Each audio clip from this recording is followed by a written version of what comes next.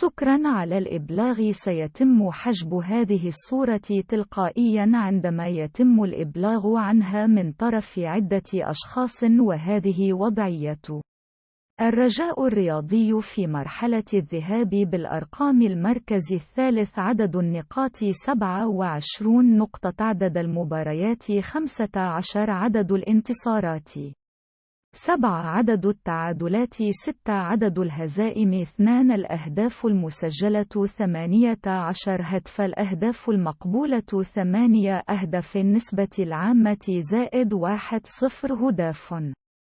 الفريق محمد النهيري 4 أهداف، حصيلته بالميدان عدد النقاط 18 نقطة، عدد المباريات 8، عدد الانتصارات 5، عدد التعادلات 3، عدد الهزائم 0، الأهداف المسجلة 11 هدف، الأهداف المقبولة 4 أهداف، حصيلته خارج الميدان عدد النقاط 9 نقاط، عدد المباريات 7، عدد الانتصارات 2، عدد التعادلات 3، عدد الهزائم 2، الأهداف المسجلة 7 أهداف، الأهداف المقبولة 4 أهداف.